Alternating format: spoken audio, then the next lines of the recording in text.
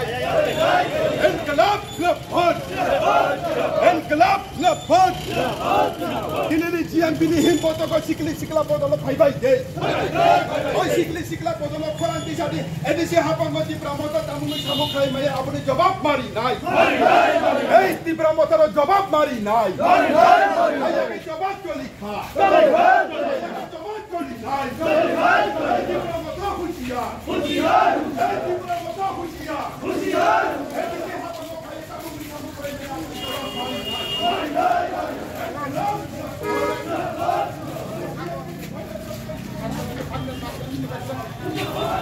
itu fakon itu ini kan komplek fakon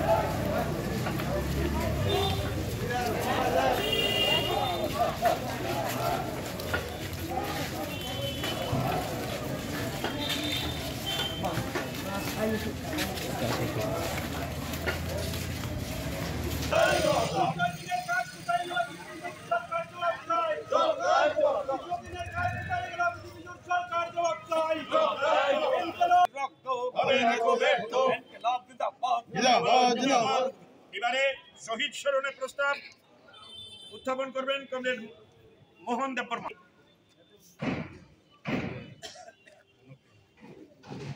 শহীদের রক্ত শহীদ অমর রহে ইনকিলাব।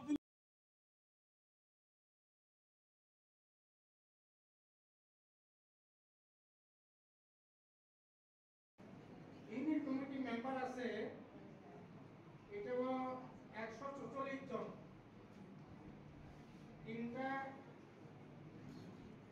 এর থেকে আপনাদের 100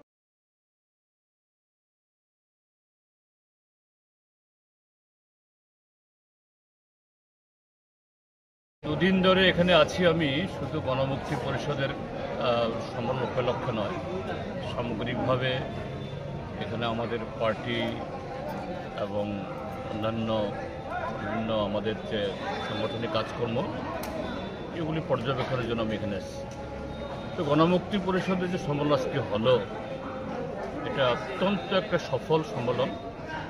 এই কারণে বলছি যে কৈলাসহরে যতগুলি ট্রাইবেল জনপদ আছে প্রায় সমস্ত জনপদ থেকে আজকে প্রতিনিধিরা এসেছে এবং প্রতিনিধিদের মধ্যে একাংশ 18 সালের পর যারা তাদের অর্থাৎ বিজেপি এবং তীব্রমথার তাদের নানা প্রলোভনের ফাঁদে পড়ে ভুল বুঝে যারা কিছুদিন তাদের সাথে যেতে বাধ্য হয়েছিলেন বা গেছিলেন তাদের মধ্য থেকে একাংশ আজকে এসেছেন এবং তারা খুবই প্রাঞ্জলভাবে এখানে তাদের যে এই জনপদগুলোতে সেখানকার জনগণের যে বক্তব্যগুলো তুলে ধরেছেন যেন মানুষ যে এই মোহ চুক্তি ঘটছে দ্রুত এবং আগামী দিন প্রায় এই বিজেপি তীব্রমথা ধস নামবে।